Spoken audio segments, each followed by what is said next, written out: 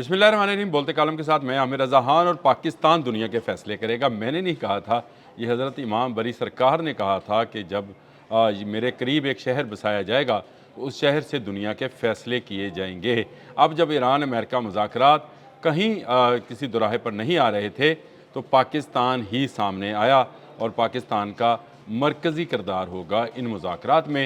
ये नज़र आ रहा है जिस तरह से फ़ाइनेंशियल टाइम्स ने ये स्टोरी ब्रेक की कि आसिम मुनीर हमारे फील्ड मार्शल ने डोनाल्ड ट्रंप को फ़ोन किया, और उस तरफ दूसरी तरफ ये स्टोरी सामने आई कि हमारे वज़ीर आज़म ने सदर पेशकियान को टेलीफोन रब्ता किया, और उसके बाद हमारे वज़ीर ख़ारजा इसहाक़ डार ने जो है अब्बास अराग़ची जो ईरानी वज़ीर ख़ारजा हैं उनसे टेलीफोनिक रब्ता किया है। तो नज़र आता है कि ये मुज़ाकरात में कलीदी किरदार जो है पाकिस्तान का ही होगा। गो इसमें नाम पहले मिस्र और तुर्की का भी लिया जा रहा था, लेकिन अभी उनके रब्तों का कहीं कोई ज़िक्र नहीं है, क्योंकि ईरान को पाकिस्तान के अलावा किसी दूसरे मुल्क पर एतमाद नहीं है। और ये पाकिस्तान ने एतमाद बरसों की मेहनत के साथ हासिल किया है। ये एक दिन की बात नहीं है।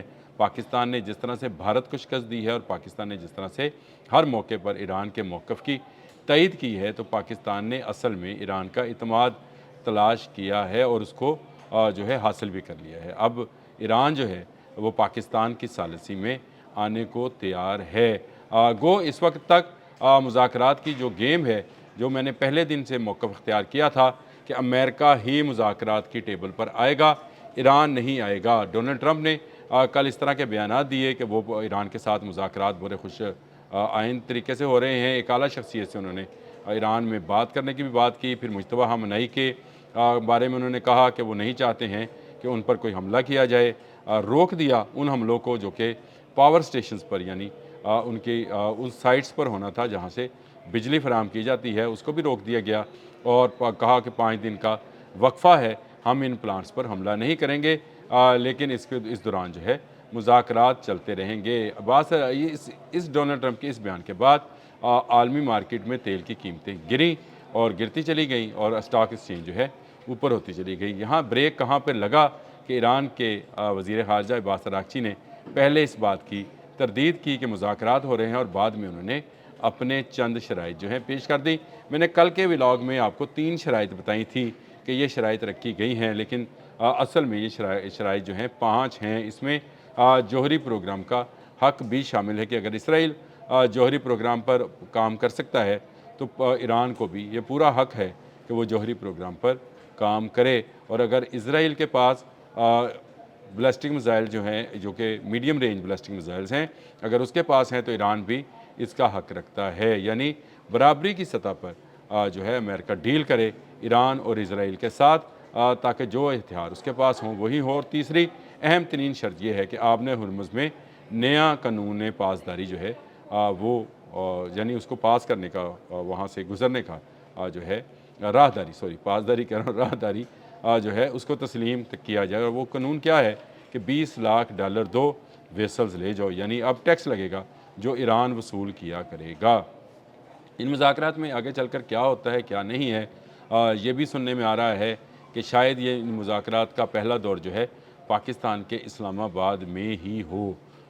ये भी ऐन मुमकिन है कि इस्लामाबाद इसकी मेज़बानी करे इस दौर की, लेकिन ये बात हकीकत है कि इमाम बरी सरकार की ये पेश गोई कि ये इसके करीब बसने वाला शहर जो है, उनके मज़ार के करीब बसने वाला शहर जो है दुनिया के फ़ैसले करेगा, सामने नज़र आ रहा है कि आज इस्लामाबाद पूरी दुनिया में जब कोई ईरान और अमेरिका के साथ मुज़ाकरात की बात नहीं कर रहा था, उस वक्त पाकिस्तान सामने आया और पाकिस्तान ने आकर ये साबित किया कि वो अब इस काबिल है कि वो दुनिया के फ़ैसलों पर असरअंदाज हो सके। दोनों तरफ की बेहतरीन हिकमत अमली, पाकिस्तान की बेहतरीन हालत जब पॉलिसी का नतीजा है कि अमेरिका भी पाकिस्तान पर इतमाद करता है और ईरान भी इतमाद करता है। सालस के लिए ये इतमाद ज़रूरी है।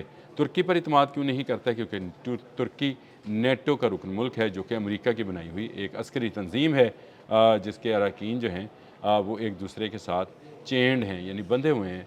और मिस्र पे क्यों नहीं करता? मिस्र पर बहुत ज़्यादा असर है अमेरिका का और इसराइल का, इसलिए मिस्र पर भी इतमाद नहीं किया जा सकता। लेकिन पाकिस्तान, जिसकी सरहद जो है वो भी ईरान के साथ मिलती है और जिसका एक कुदरती जो है अलायंस, क्योंकि इस्लामी मुल्क हैं दोनों, वो भी बनता है, और दूसरा दोनों मुल्कों की एक और मुश्तरक चीज़ है कि दोनों पर उनसे कई गुना बड़ा दुश्मन जो है वो हमला आवर हुआ और उसने उसको शिकस्त दी। यहाँ मई में हमलावर होता है भारत पाकिस्तान पर, पाकिस्तान उसको शिकस्त देता है। जून में 2025 में इसराइल और अमेरिका हमलावर होते हैं, ईरान उनको भी शिकस्त देता है और अब दोबारा 28 फरवरी को फिर हमलावर हुआ और उसके बाद उसको भी शिकस्त दे दी गई। यानी ईरान अब इस वक्त फातिहा है। ये एक असूल है जंगों का कि जब आप पर जो है चढ़ दौड़ने वाला या हमलावर जो है वो कब्ज़ा ना कर ले आपके मुल्क पर और आप अपने मुल्क पर दिफा करने में कामयाब हों, तो हमला करने वाला नाकाम तस्वर किया जाता है और दिफा करने वाला कामयाब तस्वर किया जाता है। मैं इसीलिए कहता हूँ कि ईरान ये जंग जीत चुका है। आज 25वां रोज़ है, 24 मार्च आज 2026 है और कल यानी 23 मार्च को ये खुशखबरियाँ सामने आना शुरू हुई कि मुज़ाकरात पर किसी न किसी तरीके से माना जा रहा है और इसका अगला तरीक़ाकार क्या होगा, कितने दौर चलेंगे, क्या उस दौरान में जंग बंद होगी। कल भी बहुत सारे लोगों ने मुझसे ये सवाल किया। आज सुबह भी जब मैं दफ्तर आ रहा था तो बहुत सारे लोग ये पूछ रहे थे कि क्या जंग बंद हो गई भाईजान। नहीं बंद हुई, जंग बंद नहीं हुई, मुज़ाकरात शुरू हुए हैं। इसमें दोनों फ़रीक़ैन जो हैं किस हद तक जो है एक दूसरे के साथ मामलात पर मुफ़ाहमत करते हैं, ये फ़ैसला होना अभी बाकी है। हाँ, ये जंग रुक गई जो मैं जिस खदशे का इजहार कर रहा था कि अगर ईरान के पावर स्टेशंस पर हमला हुआ यानी उसकी बिजली बंद हुई तो इसराइल बशमूल पूरा मिडल ईस्ट जो है वो भी अंधेरों में नहा जाएगा और दूसरा डिसैलिनेशन जो प्लांट्स हैं वो भी तबाह कर दिए जाएंगे। ये वो प्लांट्स हैं जो कि समुंदर से पानी लेकर साफ़ पानी जो है इन रियासतों को मुहैया करते हैं। ये एक बड़ा तरीक़ाकार है कि समुंदर के पानी को लें, उसको साफ़ करें। ये भी बिजली से ही चलते हैं, इनको तबाह ना किया जाए, सिर्फ ग्रिड स्टेशन ही उड़ा दिए जाएँ, तब भी ये प्लांट बंद हो जाएंगे और इन मुल्कों के पास चंद दिन यानी 1-2 दिन के अलावा पानी जो है वो नहीं बचेगा, जिसके बाद यहाँ पर शदीद बहरान सामने आ सकता है।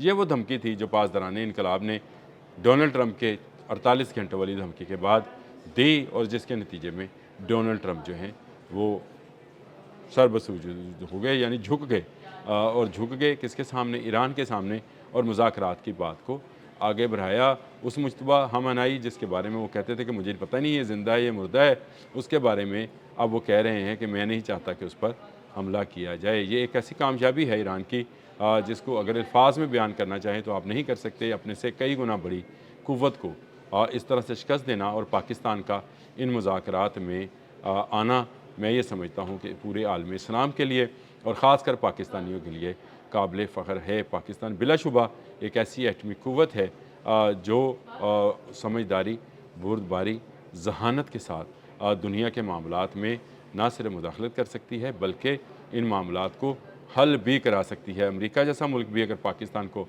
सालिसी के लिए कह रहा है और ईरान भी उसको तस्लीम कर रहा है तो फिर मान जाएँ वो लोग जो पाकिस्तान की खारजा पॉलिसी पर तनकीद किया करते थे। मैं अक्सर कहता हूँ जिनके कहने से घर में खाना नहीं बनता और वो पाकिस्तान की खारजा पॉलिसी पर बहस कर रहे होते हैं। ऐसी बहस करना फजूल है।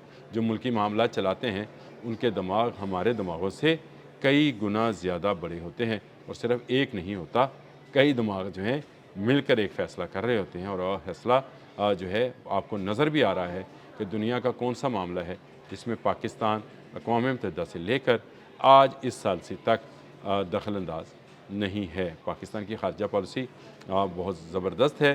पाकिस्तान के फ़ील्ड मार्शल भी ज़बरदस्त हैं, उनको भी जिंदाबाद। पाकिस्तान के वज़ीर आज़म शहबाज शरीफ भी जिंदाबाद। आलमी अमन पाइंदाबाद। ये रहेगा तो सब लोग तरक्की करेंगे। अमन नहीं होगा तो फिर कोई मुल्क भी इस जंग से बच नहीं पाएगा, जिसके बारे में ये पेशगोइयाँ की जा रही थी कि ये तीसरी आलमी जंग होगी। अगर पाकिस्तान इस सालसी में कामयाब हो जाता है तो ये तीसरी आलमी जंग टल जाएगी। अब तक के लिए इतना ही। अल्लाह हाफिज़।